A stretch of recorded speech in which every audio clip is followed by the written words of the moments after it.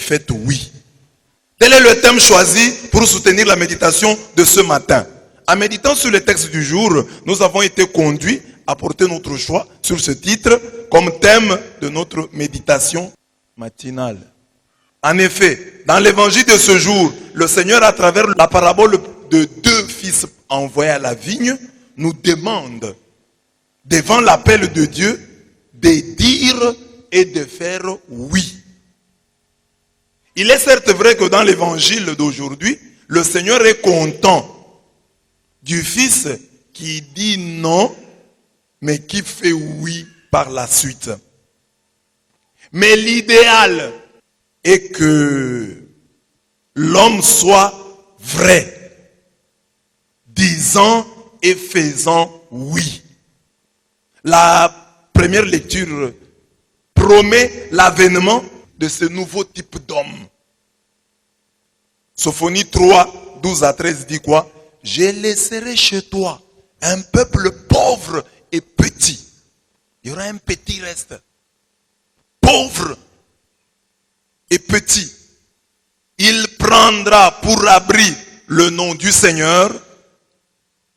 Ce reste d'Israël ne commettra plus d'injustice. Ils ne diront plus de mensonges. Dans leur bouche, plus de langage trompeur. Mais ils pourront paître et se reposer. Nul ne viendra les effrayer.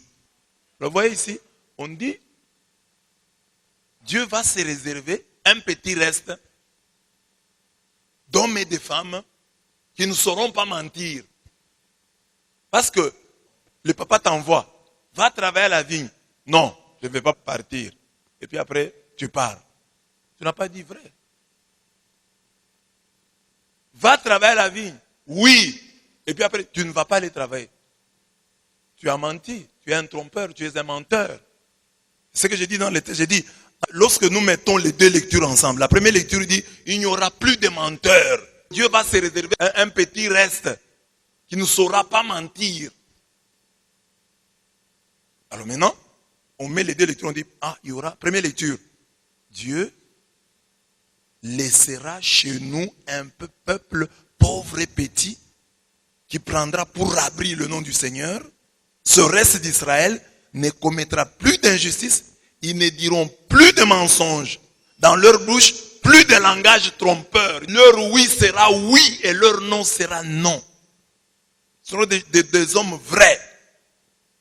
En mettant les 2 lectures du jour ensemble, le Seigneur par l'Église nous invite à être vrais. Dire oui, mais faire non est pire que dire non et faire oui. Donc, c'est lui qui dit oui et qui fait non. Commet un péché beaucoup plus grave que celui qui dit non et qui par la suite fait oui. Parce que celui qui fait ou qui dit non mais qui fait oui après, c'est converti. C'est un bien. Mais ce n'est pas ça l'idéal.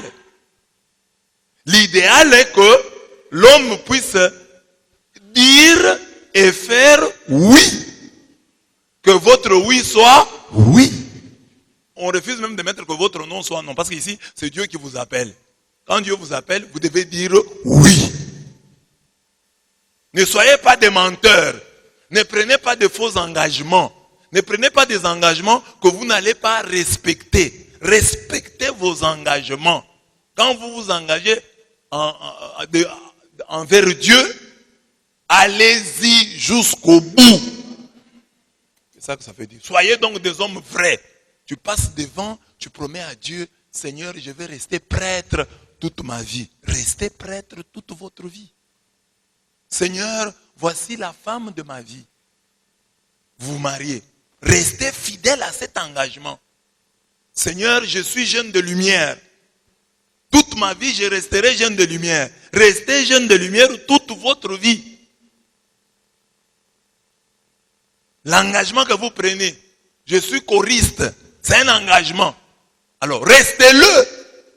Par exemple, ici à l'église, on te confie une responsabilité. Maman, telle, fais tel travail. Oui, j'accepte. Maman, telle, occupe-toi de maman. J'accepte. Papa, telle, fais ceci, tu acceptes. Mais il faut tenir. Tu as dit oui. Quand tu as dit oui, on ne blague pas avec Dieu. Mais quand nous refusons, quand Dieu nous appelle, c'est que nous disons qu'il n'y a rien chez Dieu. C'est inutile. Ça ne sert à rien. Ça ne paye pas. Nous ne tremblons pas devant lui. Trembler ici, c'est dans le sens de je ne veux pas perdre cette relation. Je ne veux pas perdre cette confiance. Tu dis oui et tu ne fais pas oui. Tu es un menteur. Et Dieu dit, première lecture, il laissera un petit reste d'hommes et de femmes qui ne diront plus de mensonges. Dans leur bouche, plus de langage trompeur. Donc je montre que dire oui, mais faire non, est pire que dire non et faire oui. Mais ces deux manières d'agir sont des mensonges purs et simples. Et ce sont des péchés condamnables. Le Seigneur plaide pour l'avènement d'un peuple dont on dira jamais leur bouche ne connut le mensonge, ils sont immaculés. Apocalypse 14, 5. Qu'on dise cela de nous, que ces gens-là ne trompent pas, comme j'en vois qui fournissent des efforts pour ne plus tromper au téléphone. Il y en a qui fournissent des efforts comme ça. Je ne veux plus mentir au téléphone. Tu es où? Je suis encore à la maison. Tu es où? Non, je ne suis pas encore sorti. Dieu a besoin de ces gens-là. Amen. Ce peuple qui dit et fait oui, qui ne ment jamais, c'est le petit reste sur qui le Seigneur porte les yeux. Que dit Isaïe 66, 2? C'est le pauvre et l'humilié, c'est lui qui tremble à ma parole. Dieu regarde qui? Le pauvre, l'humilié, c'est lui qui tremble à sa parole. Dieu m'a appelé. Dieu m'a dit. Dieu m'a parlé. C'est sérieux. Je ne blague pas avec ça. Comment je me suis retrouvé responsable des jeunes de lumière? Comment je me suis retrouvé responsable des acolytes? Comment je me suis retrouvé responsable de ceci ou de cela? C'est un appel de Dieu. Je dois le prendre au sérieux. Comment m'ont confié telle responsabilité? Ce n'est pas un hasard. Il y avait beaucoup de gens. Mais pourquoi seulement moi? Marie, Joseph, les bergers qui ont joué.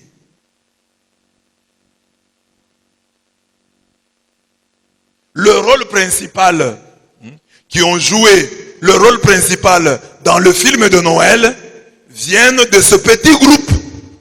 Donc Marie, Joseph et les bergers. Parce que quand Jésus naît, il naît chez... C'est Marie qui est sa mère. C'est Joseph qui est son père putatif. Et ce sont les bergers qui le voient en premier. Et ce petit groupe-là, c'est le petit groupe des pauvres, des humiliés, des gens qui tremblaient à la parole de Dieu. Il y a des gens qui ne tremblent plus à la parole de Dieu. La parole de Dieu ne leur dit absolument rien. Mais il y a des gens qui tremblent à la parole de Dieu. Qui disent, ce n'est pas pour rien que telle chose se passe dans mon milieu. Dieu me posera des questions.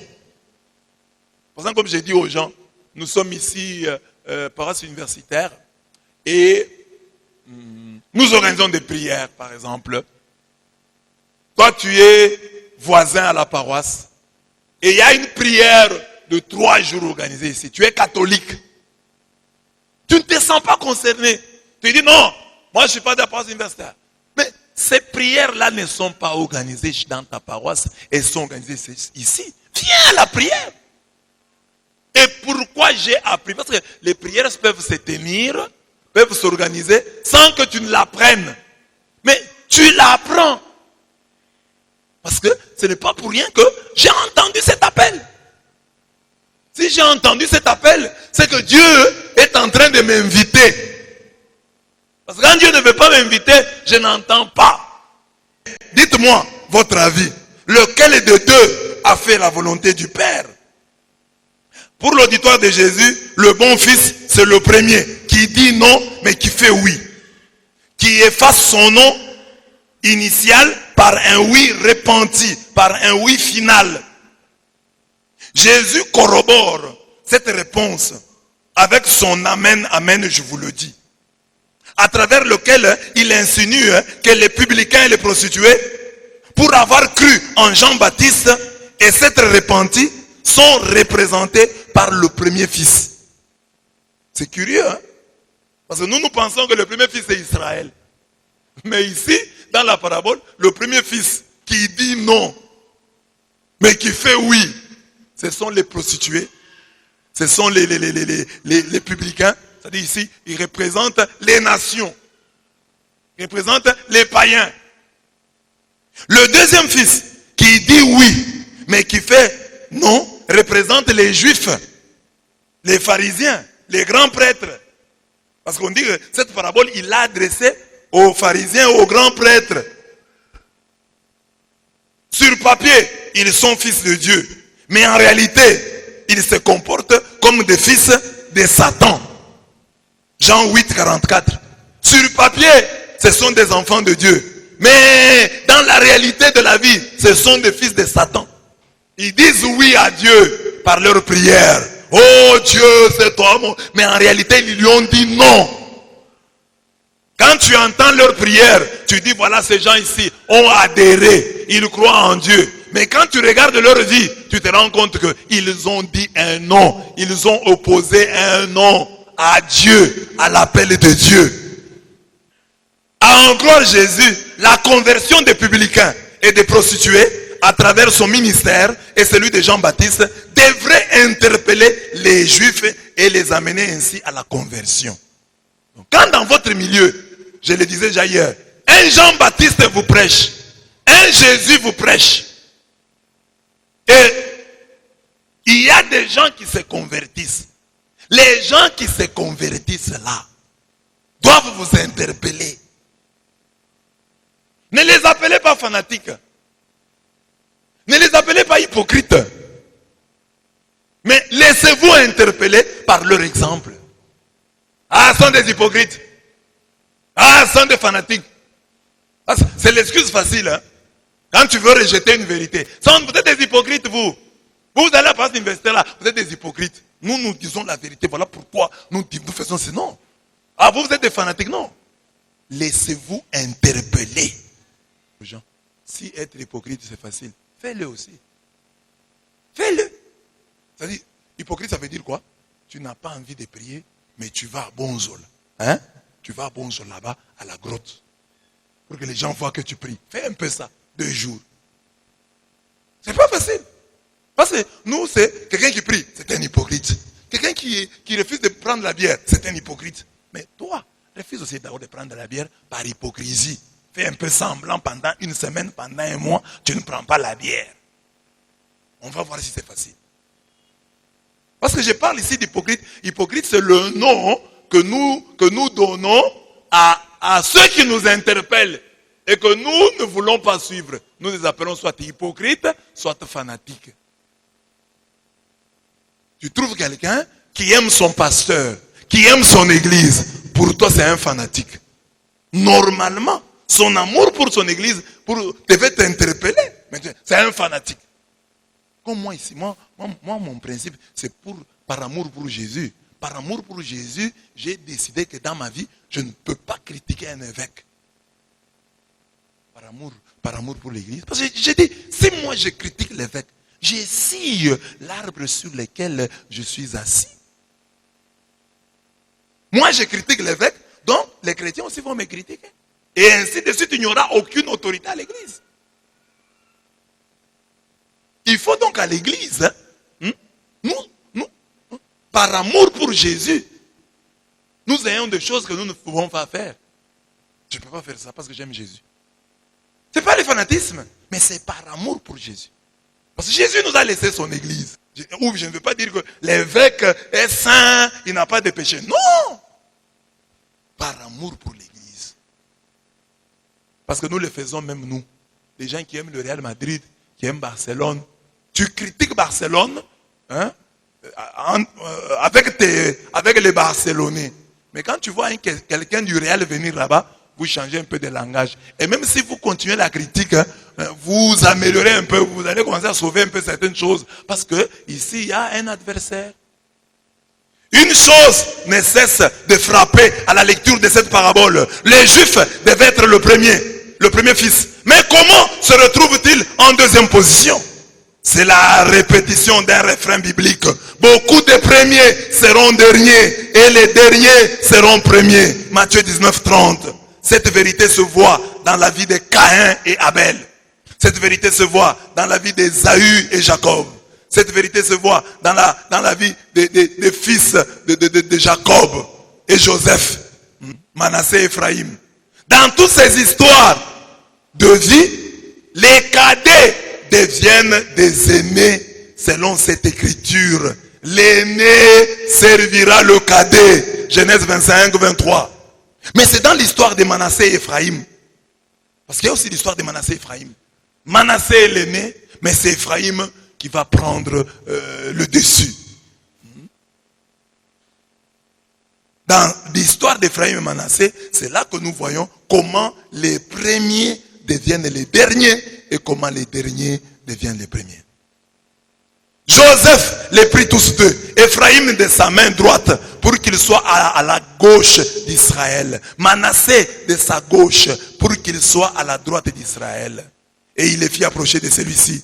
Mais Israël étendit sa main droite et la posa sur la tête d'Ephraim, qui était le cadet, et sa main gauche sur la tête de Manassé, en croisant ses mains.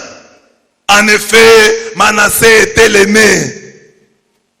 Il bénit ainsi Joseph, que le Dieu devant qui ont marché mes pères Abraham et Isaac, que le Dieu qui fut mon pasteur depuis que je vis jusqu'à maintenant, que l'ange qui m'a sauvé de tout mal bénisse ses enfants, que survive en eux mon nom et le nom de mes ancêtres, Abraham et Isaac, qu'ils croissent et se multiplient sur la terre.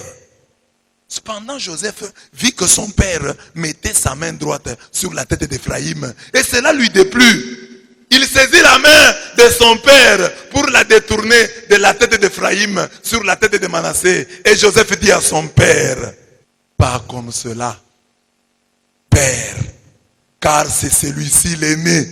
Mets ta main droite sur sa tête. Mais son père refusa et dit, je sais mon fils, je sais. Lui aussi deviendra un peuple. Lui aussi sera grand. Pourtant son cadet sera plus grand que lui. Sa descendance deviendra une multitude de nations. Genèse 48, 13 à 19. C'est ce que j'appelle le Dieu des bras croisés. Donc Joseph a deux enfants, Manassé et Ephraim. Manassé est l'aîné. Ephraim est le cadet. Il les amène. Il met Manassé ici. Il met Ephraim ici. Avec l'idée que s'ils sont devant papa, papa n'aura pas de difficultés. Papa Jacob va bénir avec sa droite Manassé, avec sa gauche Ephraim. Quand les enfants arrivent, ce papa-là qui était déjà vieux, qui nous voyait peut-être plus bien, les enfants sont là pour les bénir. Ils se donnent le luxe de croiser les bras. Ils croisent les bras comme ça. Ce qui fait que l'aîné garde sa place d'aîné, il est à droite. Le cadet garde sa place de cadet, il est à gauche. Mais la main de celui qui bénissait, la droite sur le cadet, la gauche sur l'aîné. Et Joseph dit à son père, papa, pas comme ça. La droite, c'est sur l'aîné, la gauche sur le cadet. Le papa dit, non, je sais ce que j'ai fait. Les dieux des bras croisés. Que Dieu les fasse aussi dans ta vie. Parce que dans la famille là, il y a des gens sur qui on compte. On dit que c'est elle qui étudie beaucoup, qui a beaucoup d'argent, qui est très intelligent, qui est gentil. C'est celui-là qui va nous bénir. Dieu, il est le Dieu des bras croisés. Il change les choses. Là où vous avez mis l'espoir, il ne sortira rien. L'espoir sortira de ce côté-ci. Du côté que vous avez négligé. Du côté de l'enfant que vous avez méprisé. Parce que dans nos familles, il y a toujours des enfants. C'est lui qui fait de 80%. C'est lui qui fait de 90%. celui qui fait hein? On dit, c'est celui-ci l'avenir de la famille. Ça, ce sont vos calculs à vous. Les dieux des bras croisés va faire sortir la bénédiction du côté du bête là, de l'idiot. L'idiot là va commencer à jouer au football. Va commencer à jouer au football. Il va aller jouer à Manchester City, à Manchester United, à Barcelone. Il va jouer au Real Madrid. Et il va dépasser. L'autre là, le plus intelligent là, sera enseignant. À l'école primaire, enseignant au Congo, hein? Parce que les enseignants ailleurs sont bien. Enseignant à l'école primaire, Masoko Passi. Hein? Manassé et Ephraïm, les bras croisés de Dieu. Que tu vives cette expérience. Tu es une fille, peut-être dans ta famille, on n'a pas beaucoup tenu compte de tes études. Oh, les études de la fille, c'est rien. Mais toi, la fille là, dont les études ont été méprisées, montre à tes parents que c'est toi sur qui la main droite de Dieu s'est posée. Même si on t'a mis à gauche, mais que la main te suive là où que la droite te suive là où on t'a mis. On t'a mis dans un coin, mais la main qui va te suivre dans le coin là, ça soit toujours la main droite. On te nomme même dans une entreprise, on te donne un poste. Dans un coin, on te donne un poste à gauche. Mais que la main droite te suive. Prie, demande à Dieu, même si les hommes me mettent à gauche, toi Dieu, que ta main droite soit sur moi. Quand bien même les hommes me mettraient à gauche, les hommes ne compteraient pas sur moi. Les hommes ne compteraient pas avec moi. Qu'à gauche où je serai, que ta main droite me touche. Que ta main droite me bénisse. À gauche où les hommes m'ont mis, où les parents m'ont mis, où mes frères et sœurs m'ont mis, où mon église m'a mis, où mes patrons m'ont mis. Même si je suis à gauche, que la droite, ta droite, oh Dieu, soit sur moi. Bien-aimé, on le voit dans la parabole des deux fils envoyés à la vigne.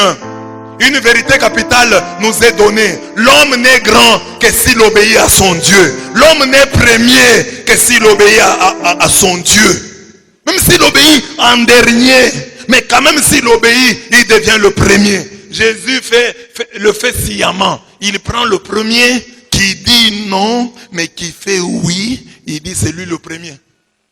Alors, la première place, l'excellence, se trouve dans l'obéissance. Les publicains et les prostituées, pour avoir cru au message du baptême et du Christ, et pour s'être repentis, même plus tard, sont devenus les premiers. Et puisqu'ils devancent les Juifs dans le oui pratique à Dieu, ils les devanceront aussi dans le royaume des cieux. Car ils vivent, Matthieu 7, 21.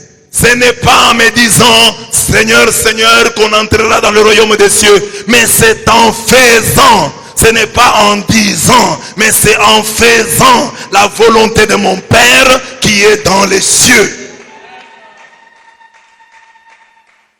Amen.